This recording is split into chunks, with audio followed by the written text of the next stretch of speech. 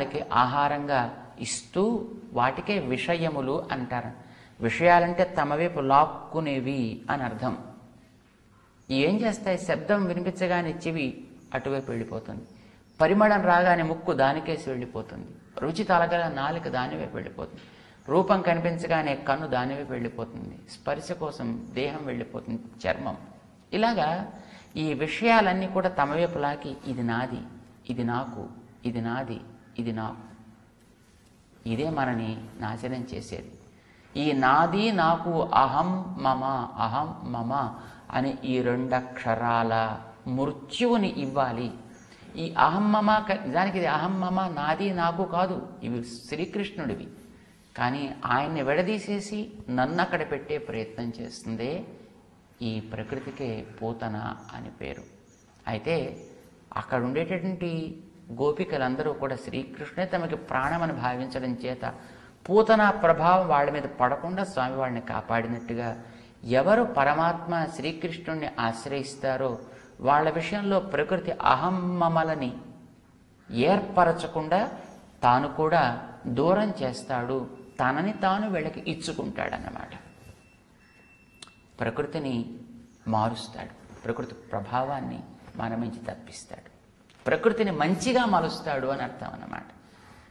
భాగవతంలో చాలా తమాషగా పూతన వక్షాన్ని అధిరోహించి స్వామి విషాన్ని పానం చేసేసాడు.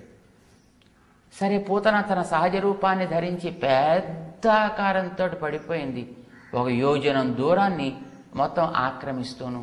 తర్వాత చూశారు గోపికలందరూ చుట్టూ చేరి, అమ్మో అమ్మో కొంప మునిగిపోయింది అనుకున్నారు. సరే, యశోదమ్మ వచ్చింది, ఏదో చేటా చీపురు, ఏదో పేడా పిడకలు ఇలాంటివన్నీ పట్టుకొచ్చింది, దృష్టి తీయాలి పిల్లవాడికి ఏమైపోతుందో అని. పిల్లవాడు అప్పటికే పూతనని సంహరించి పారవేశాడు, కానీ అతనికి ఏదో ఉపచారం చేయాలంటూ ఆవిడొచ్చింది, తీసుకువెళ్ళిపోయింది. అయితే పెద్ద శరీరం కదా, ఎలాగ దీన్ని డిస్పోజ్ ఆఫ్ చేయడం పాపం అక్కడ వాళ్ళకి అర్థం కాలేదు. సరే, వాళ్ళందరూ గొడ్డళ్ళు పట్టుకొచ్చారు, రంపాలు పట్టుకొచ్చారు, కత్తులు పట్టుకొచ్చారు. దాన్ని కోసి కోసి కోసి ఇటు అటు ఎక్కడికక్కడ దాన్ని దహనం చేద్దాం అని వాళ్ళు ప్రయత్నం చేస్తూ దాన్ని కాలిస్తే నందవ్రజం అంతా కూడా చందన పరిమళాలతోటి వ్యాపించిపోయింది అంటాడు శ్రీసుఖ మహర్షి శ్రీమద్ భాగవతంలో. కారణమేమి? సర్వగంధుడైనటువంటి స్వామి యొక్క స్పర్శ ఏర్పడడం చేత దానిలో ఉండే దోషాలన్నీ తొలగిపోయాయి.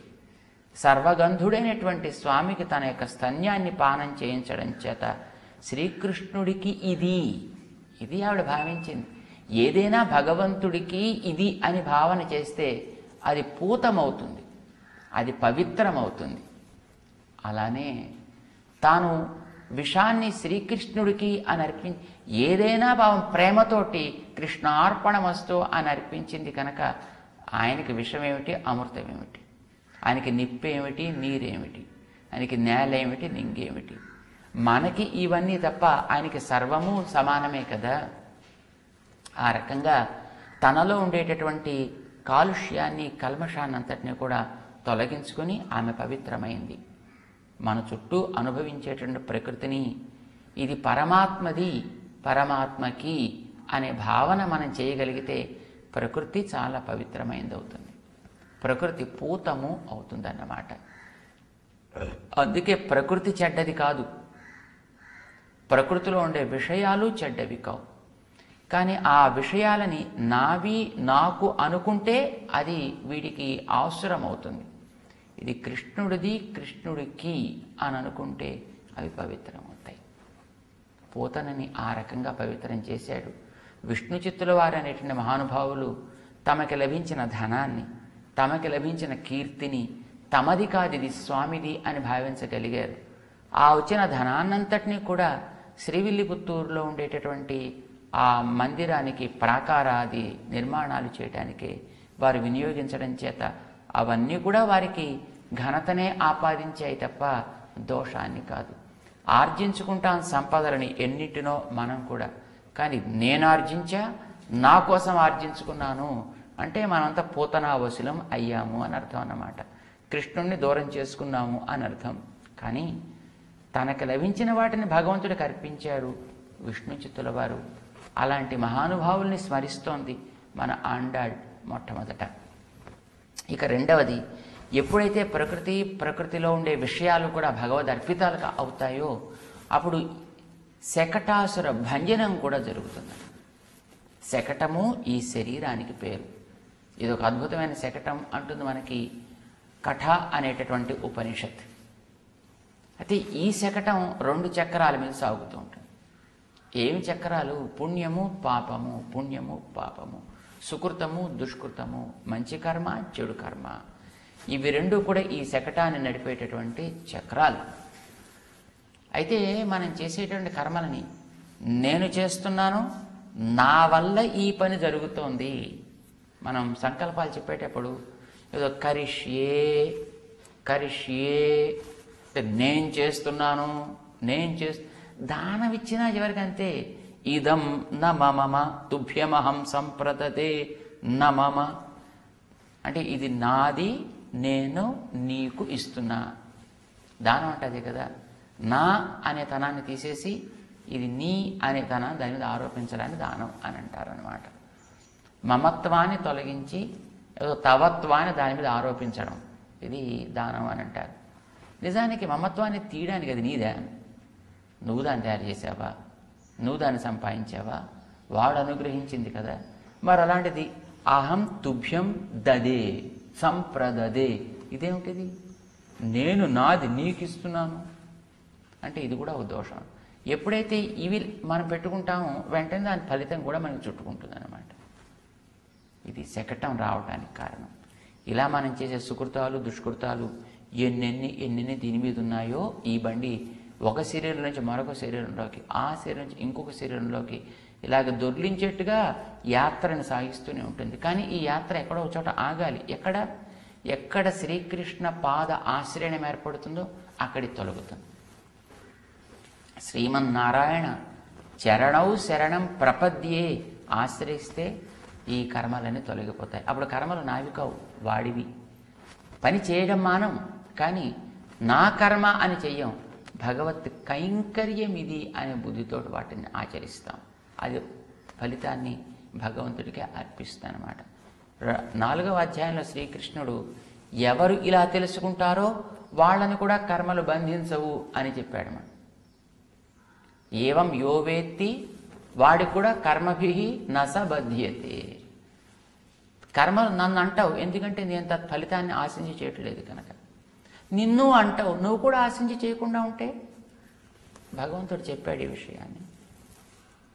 అట్లా ఆచరించేటటువంటి మహానుభావులకి ఈ సుకృత దుష్కృతాలు అనేటటువంటి చక్రాలు తొలగిపోతాయి. ఇది చూపించటానికే శకటాసురుడికి పాదం తాకించి అతడి యొక్క సంధులని తొలగించాడు స్వామి.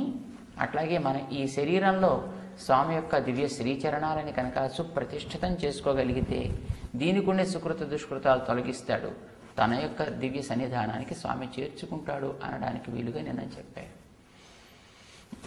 అలా చేసిన వారి హృదయంలో మాత్రమే తాను పాల్కడలలో పవ్వళించినంత ప్రీతితోటి పడుకుంటాడన్నమాట.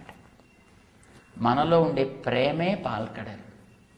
అయితే ఇది పాలవలె స్వచ్ఛంగా ఉండాలి. ప్రేమ కల్మషం ఉండకూడదు. నేను ప్రేమిస్తున్నాను భగవంతుణ్ణి కాకూడదు. భగవంతుడు నాలో ప్రేమని కలిగించుకున్నాడు. ఈ జ్ఞానం లోపల నిండితే అవే పాలు. ఈ పాలలో ఉండేటటువంటిది ఆదిశేషుడు సర్పం. అదే ఈ జీవుడికి ఉండేటటువంటి జ్ఞానం. జ్ఞానం 5 రకాలుగా పడగల విప్పి ఉంటుంది. అదేమిటి? వాడెవడు, నేనెవడు, ఎందుకు నేను వాడిని ఆశ్రయించాలి, ఎలా వాడిని ఆశ్రయించాలి, ఆటంకమేమి అనేటటువంటి ఈ 5 రకాలుగా అది విప్పారినటువంటి జ్ఞానం కావాలి. దానికే 5 విషయములను గుర్తించిన జ్ఞానము అని అంటారు. అర్ధ పంచక జ్ఞానము అని అంటారన్నమాట. ఇది కలగాలి. ఆ జ్ఞానం కలిగితే అదే మెత్తటి పాన్పులాగా స్వామి దాని మీద శయనించి ఉంటాడు.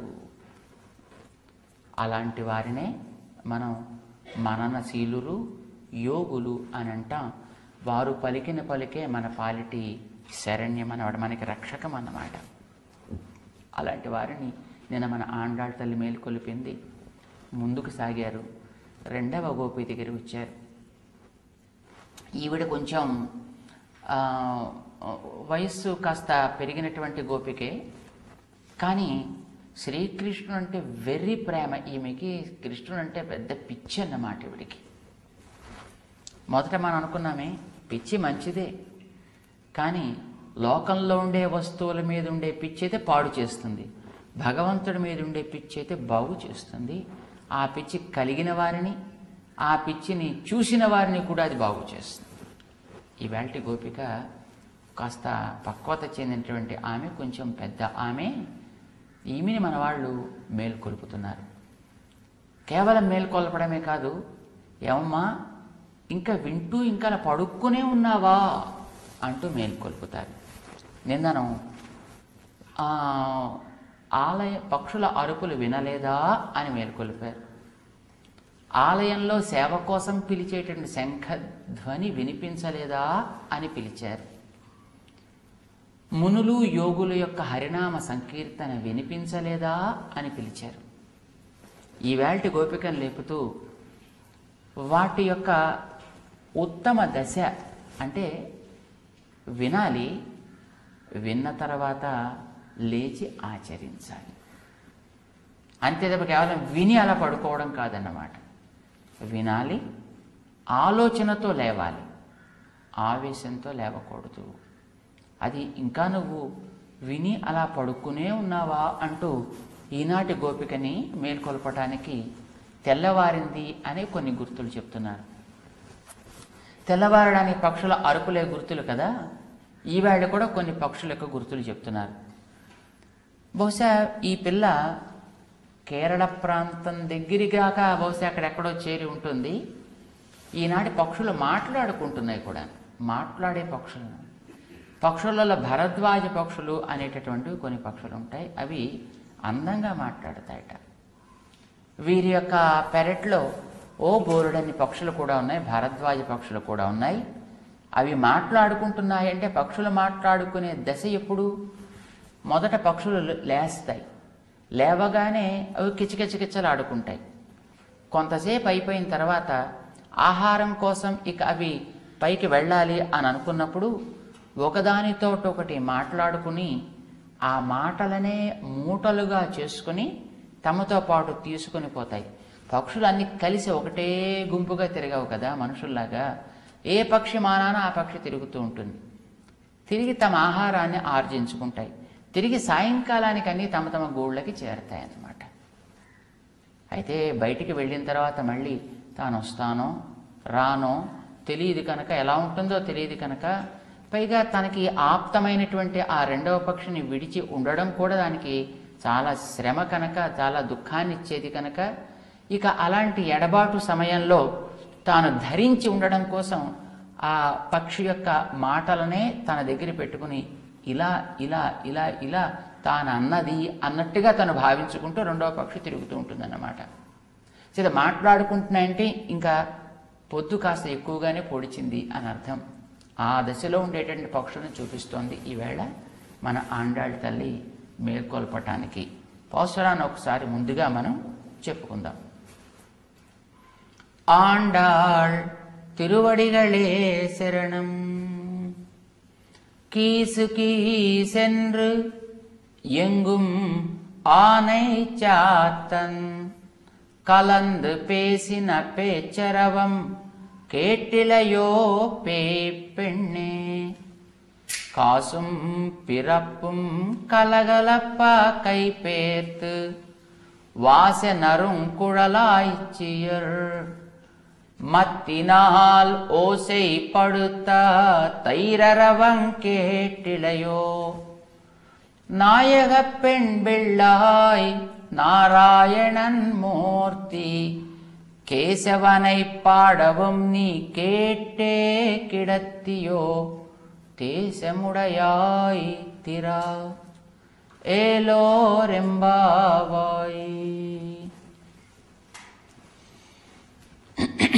கீசு கீசென்னெங்கும் ஆனை சாத்தன் கலந்து பேசின பேச்சரவம் கேட்டிலையோ. ఏమ్మా కేటెలయో వినిపించలేదా అంటే, ఏమిటరా పొద్దున్నే వచ్చేసారు మీరు, ఇంకా తెల్లవారకుండా వచ్చి కూర్చున్నారంత అని మీరు. కేటెలయో ఇంకా వినిపించలేదా నీకు? ఏమిటి వినిపించాలి? పేచ్చరవం, మాటల యొక్క ధ్వని నీకు వినిపించలేదా? ఏ మాటల ధ్వని? పేసిన పేచ్చరవం, పలికిన పలుకుల యొక్క అర్థం నీకు తెలియలేదా? ఎవరు? ఆనైత్యాత్తన్ కలందు పేసిన పేచ్చరవం, భరద్వాజ పక్షులు విడిపోయే ముందు పరస్పరము కలుసుకొని పలికిన పలుకుల యొక్క తాత్పర్యం తెలియలేదా? అంటే పక్షుల వంటివే ఒకదాన్నొకటి విడిచిపెట్టి ఉండటానికి అంత దుఃఖపడుతున్నాయే, ఇక అంతకంటే గొప్ప జ్ఞానం కలిగిన మనుషులమైనటువంటి మనలాంటి వాళ్ళని ఒకళ్ళనొకళ్ళు విడిచిపెట్టి ఉండడానికి దుఃఖం కలగద్దా? మమ్మల్ని అందరినీ వదిలిపెట్టి నువ్వు హాయిగా లోపల పడుకుని నిద్రపోతున్నావే తల్లి అంటే వాటి ప్రేమ కూడా నీకు మా మీద లేనే లేదే. కనుక అవి మాట్లాడుకుంటూ విడిపోబోతున్నాయి అంటే నీకు కూడా ఏమనిపించాలి? అరే రే మన వాళ్ళంతా కూడా ఉన్నారే, వెంటనే వెళ్ళి చేరదామని అనిపించద్దు నీకు? అంటే భరద్వాజ పక్షులు బహుశా అవి తమ యొక్క ముక్కు పుటములని చేర్చి పడుకొని ఉంటాయట. ఎప్పుడైనా కాస్త అలజడి కలిగితే లేకపోతే కాస్త ఇటు అటు జారితే పుటములు దూరం అయితే వెంటనే అరుస్తాయి. అట్లా అరిచిన అరుపులు అయి ఉంటాయి. తెల్లవారడానికి అది పెద్దగా గుర్తు కాకపోవచ్చును అన్నట్టుగా లోపల ఆవిడ ఏమీ స్పందించలేదు. అమ్మా ఎక్కడో అవి అట్లా లేవడం కాదు, తెల్లవారిందని లేచిన పక్షులు ఇవి. తెల్లవారని మీరంతా చెట్ల కింద చేరితే అవి లేవకుండా ఎలా ఉంటాయి? అంటే మేమంతా చేరింది ఇక్కడ ఒక చెట్టు కింద చేరి ఉంటాం, కానీ ఇక్కడ ఒక చోట కాదు. ఎంగుం ఆనైత్యాత్తన్ కలందు పేసిన పేచ్.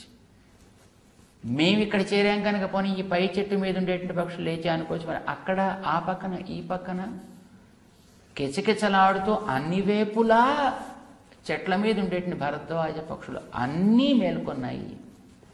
సాధారణంగా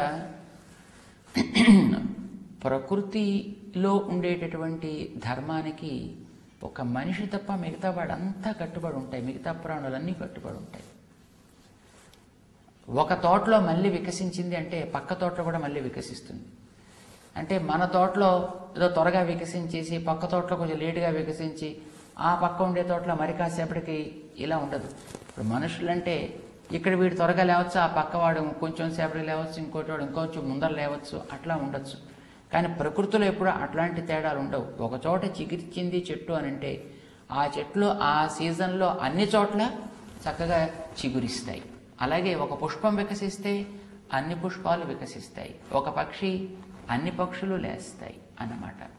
ఇది సాధారణంగా పక్షులకి చెట్లకి ఉండేటటువంటి ధర్మం. ప్రకృతిని ఎప్పుడు గౌరవిస్తాయి. ప్రకృతిని అవమానించేటటువంటి ప్రాణి ఒక మానవుడు ఒక్కడే. రామచంద్రుడు లక్ష్మణస్వామితో కలిసి మాల్యవాన్ అనేటువంటి పర్వతం మీద చాతుర్మాస్యం చేస్తున్నాడు. సుగ్రీవుడికి రాజ్యం ఇచ్చిన తర్వాత సీత ఎడబాటు సమయంలో పర్వతం మీద ఉన్నాడు.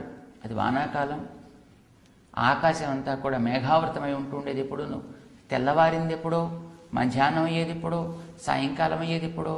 సమయాన్ని ఎట్లా గుర్తించేది? చీకటి పడిపోయిన తర్వాత అయితే రాత్రి అయిందని తెలుస్తుంది, పగలు అయిందని తెలుస్తుంది. కానీ పగలు ఏ సమయంలో ఉన్నాం అనేది మనకి తెలియదు కదా. ఆయన ఉదయం సాయంకాలం సంధ్యావందనాది క్రియాకలాపం చేసుకునే అలవాటు ఉన్నటువంటి మహానుభావుడు కనుక ఆయనకు ఉదయం సంధ్యావందనం ఎప్పుడు చేసుకోవాలి, నిద్రే పట్టేది కాదు పాపం ఆయనకు అసలు, ఎప్పుడు సీత యొక్క ఎడబాటు చేత. కానీ మరి నిత్య కర్మ అనుష్ఠానం అయితే చేయాలి కనుక ఎప్పుడు తెల్లవారేది, ఎప్పుడు సాయంకాలం అయ్యేది ఎట్లా గుర్తించేది అంటే మాలతీ లత వికసిస్తుంటే సాయంకాలం అయింది గుర్తించేవాడు. పంకజం వికసిస్తోంది, ఇది తెల్లవారింది తెలుసుకునేటువంటి వాడు.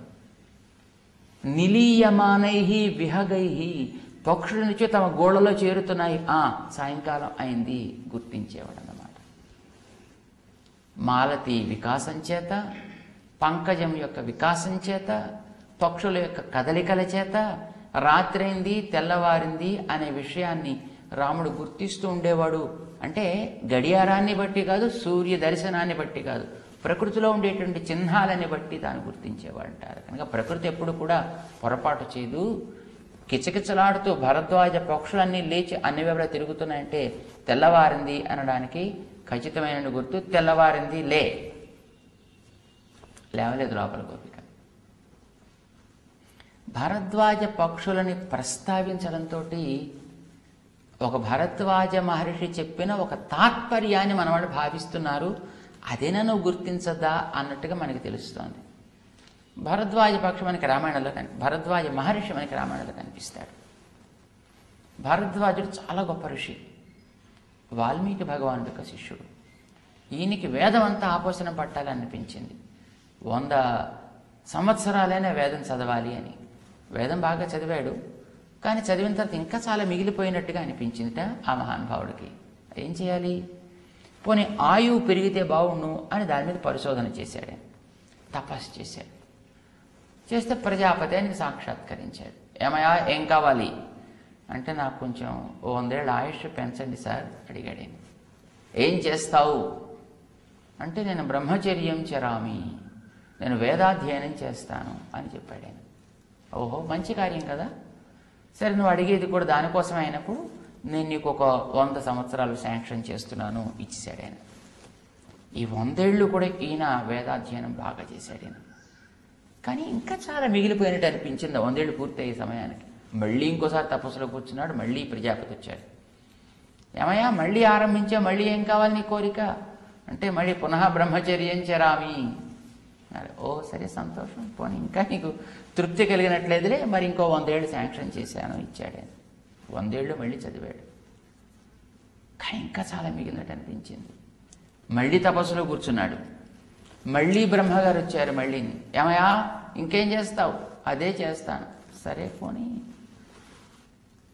3 సార్లు 3 పురుష ఆయుష్లు తీసుకున్నాడు. వేదాధ్యయనం చేశాడు. కానీ ఇంకా మిగిలిపోయినట్టు అనిపించింది. ఏం చేయాలి? అడుగుదామన్నది మనసులో కోరిక, కానీ మాటిమాటికి ఇస్తున్నాడు కదా, అడుగుతుంటే బాగుంటుందేమో అనేటటువంటి కాస్త మొహమాటంగా ఉంది. పాపం అట్లా సందిగ్ధంగా ఈయన ఉంటుండగా పాపం ఈయన స్థితిని చూసి బ్రహ్మే వచ్చాడు. ఏమయ్యా ఏమిటి ఇంకా నువ్వు తృప్తి పడ్డట్టు కనిపించట్లేదే, ఇంకా ఏమైనా నీ కోరిక ఉందా అంటే, మళ్ళీ ఇంకో 100 ఏళ్ళు ఇస్తే బాగుండని ఉందండి అన్నాడు పాపం మెల్లగాని. ఏం చేస్తావా అంటే, మళ్ళీ పునః బ్రహ్మచర్యమేవ చరామి అన్నాడు. అంటే నీకు ఇప్పటిదాకా నువ్వు చదివినటువంటి అధ్యయనం ఎంతో నీకేమైనా తెలుసునా? తెలియదు అన్నాడు. సరే అయితే కళ్ళు మూసుకోమని చెప్పాడు. 3 కొండలు కనిపించే ఎదురుకుండా. అవేమిటో తెలుసునా? తెలియదు. 3 వేదాల రాసులు. అవును. ఒక్కొక్క దాంట్లోంచి ఒక్కొక్క పిడికడు మట్టిని తీశాడు ఆయన. ఇదేమిటో తెలుసునా? నువ్వు ఈ 300 సంవత్సరాల కాలంలో చేసిన అధ్యయనం ఇదింత, ఇంకా చేయాల్సింది అంతా. పాపం ఈయనకి ఏం చేయాలో తోచలేదు. అప్పుడు ప్రజాపతి ఆయనకు ఉపదేశం, అయినా చేసిన అధ్యయనం చాలు, వేదానంతటిని సమగ్రంగా అధ్యయనం చేయడం అనేటువంటిది ఎవరికి సాధ్యం కాదయా. ఎంతకాలం అధ్యయనం చేశావు అనేది ప్రధానం కాదు, అధ్యయనం చేసిన దాన్ని ఎంతవరకు ఆచరించగలుగుతావు అనేది ప్రధానం. కనుక చేసిన చాలే, ఇక నువ్వు చేసిన అధ్యయనం యొక్క సారాన్ని లోకానికి తెలియచేసి చక్కగా ఆచరించు, పోయిరా అని పంపించాడు ఆయన. భరద్వాజ మహర్షి ఆ తర్వాత తాను చదివినటువంటి అధ్యయనం చేసినటువంటి వేద సారం ఇది అని నిర్ణయం చేసి తన ఆచరణలో చూపించాడు. ఏది? భగవంతుని యొక్క ఆశ్రయణ కంటే భగవద్భక్తుల యొక్క ఆశ్రయణ ఉత్తమము. శ్రీమద్భాగవతార్చనం భగవతః పూజా విధేహే ఉత్తమం. భగవంతుణ్ణి ఆరాధించడం కంటే భగవద్భక్తులైనటువంటి మహానుభావుల్ని ఆరాధించుట శ్రేష్టము. ఇది ఆయన గుర్తించాడు. కేవలం గుర్తించడమే కాదు, రామచంద్రుడు వనవాసానికి బయలుదేరేటప్పుడు భరద్వాజ ఆశ్రమానికి కూడా వచ్చాడు. కానీ అసలు ఒక పూట కూడా అక్కడ ఉన్నాడో లేడో మనకి దాంట్లో రామాయణంలో పెద్ద కనిపించదు. అలా వచ్చి అలా చూస్తూ అక్కడి నుంచి తన చిత్రకూటానికి వెళ్ళిపోయాడు అనమాట రాముడు. రాముడిని వెతుక్కుంటూ తర్వాత భరతుడు వచ్చాడు. ఆ భరతుడు వచ్చినప్పుడు సాయంకాలం వేళ ఆయన వచ్చాడు అక్కడికి.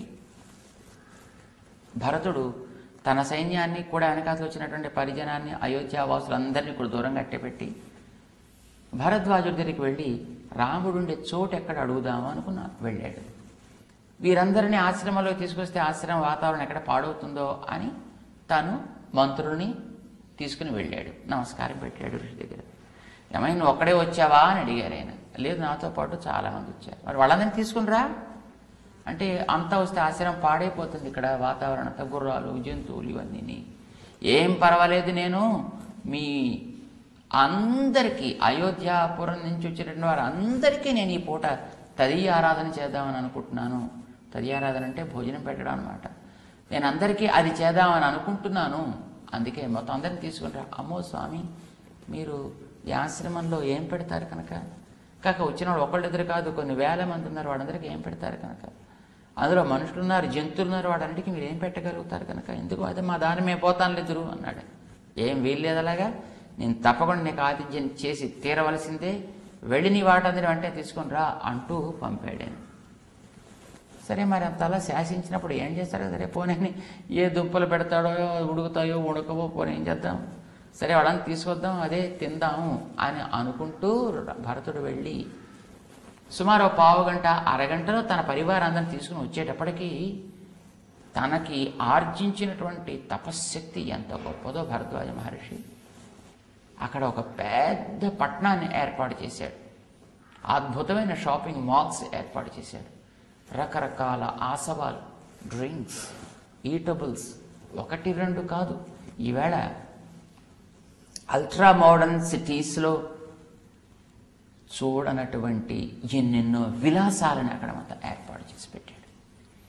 ధరించే డ్రెస్సెస్, వేసుకునేటటువంటి షూస్, ధరించేటువంటి క్యాప్స్, కోట్లు, అందులో కొన్ని ఎలాస్టిక్ ఎబిలిటీ కలిగినటువంటివి, కొన్ని మామూలుగా ధరించేటటువంటివి, తినే ఆహారాల్లో కూడా రకరకాల స్థితులలో పక్వమైనటువంటివి, తైలంలో పక్వమైనవి, ఘృతంలో పక్వమైనటువంటివి, మామూలుగా పక్వం చేసినటువంటివి, అందులో మళ్ళీ రకరకాలైనటువంటి ఆసవాలు, ఎన్ని రకరకాలో తెలియదు. మనుషులకి వేరుగా, జంతువులకి వేరుగా ఏ ఏ రకమైన ఆహారం తినే అలవాటు ఉండే వాడికి ఆయా రకమైనటువంటి ఆహారాలు తపశ్శక్తితో మొత్తం ఆయన పెద్ద అన్నపు రాసులు అక్కడ సృజించాడు. మరి మంత్రశక్తులు వచ్చినవి కనుక తింటుంటే ఇంకా బాగా తినాలనిపిస్తుంది కనుక ఇక తినే చోటు పొట్టలో ఉండకపోయినప్పుడు వాళ్ళకి తినాలనే కోరిక తీర్చినట్లా. అందుకోసం అక్కడ పెద్ద పెద్ద నదులు, అందులో చక్కటి పాలు, చక్కటి పెరుగులు, అందులో పూర్తి ఫ్యాట్ ఉండేవి, సగం ఫ్యాట్ ఉండేవి, కొద్దిగా ఫ్యాట్ ఉండేవి, అసలు ఫ్యాట్లెస్ పెరుగులు, ఇవన్నీ కూడా అక్కడ బ్రహ్మాండంగా నదులుగా ఒక ప్రక్కన ప్రత్యేకించి ఒక నదిని కూడా ఏర్పాటు చేశాడు. దాంట్లో అన్ని ఎంజైమ్స్. అంటే వీడు బాగా తినేసి ఇక పొట్ట పట్టదు అని ఇక్కడ దాకా వచ్చేసినప్పుడు వెళ్ళి ఆ నదిలోంచి ఒక దోసె నీళ్లు తీసుకుని త్రాగితే ఇంత తిన్నది మొత్తం అరిగిపోయి మళ్ళీ వీడు దాన్ని దండెత్తడానికి మళ్ళీ సిద్ధం అవుతాడనమాట. లోపలంతా మొత్తం అరిగించేస్తుంది, మళ్ళీ ఆహారం తినడం. ఇలా తాను చేసినటువంటి ఆ సృష్టి ఆ రాత్రి అయోధ్యాపుర జనులందరినీ ఉన్మస్తకులనిగా చేసి పారవేసింది. వాళ్ళు ఆ పదార్థాలని అనుభవించి అక్కడ ఉండేటువంటి వారి యొక్క ఉపచారాలను స్వీకరించి ఏ స్థితిలోకి వెళ్ళిపోయారో రామాయణం చేత మనకి ఆశ్చర్యం వేస్తుంది. సుమారు కొన్ని వేల మంది లేడీ వాలంటీర్స్ని ఏర్పాటు చేసి పెట్టేట. వచ్చినటువంటి ఒక్కొక్క అయోధ్యాపుర వ్యక్తిని కూడా 6 ప్రమదాహ 7 8 7 మంది 8 మంది పట్టుకుని మొత్తం వాడికి స్నానాలు చేయించేవారు. అసలు ఒక్క ప్రమద వచ్చి వాడి మీద చెయ్యి వేస్తేనే వాడికి ఎక్కడో దేవలోకానికి వెళ్ళిపోయినట్టుగా అనిపిస్తూ ఉండేది. అలాంటి వాళ్ళు 7-8 మంది పట్టుకుని వాడికి చక్కగా అభ్యంగన స్నానాలు చేయిస్తుంటే వాడికి ఒంటి మీద స్పృహ లేకుండా అయిపోయిందట. ఆ అనుభవించినటువంటి అయోధ్యాపుర జనులు నైవ అయోధ్యాంగమిష్యామ నగమిష్యామ కాననం, ఇంక మేము అడవికి వెళ్ళాం, అయోధ్యకి రాం, ఇక్కడే మాకు బాగుంది. అయ్యో మరి భరతుడా భరతుడు సుఖంగా ఉండుగాక, రాముడి తెద్దామని, రాముడు అక్కడే సుఖంగా ఉండుగాక, మరి మీరేం మేము ఇక్కడే సుఖంగా ఉంటాం, ఎంత బాగున్నాయో ఇవన్నీ అంటూ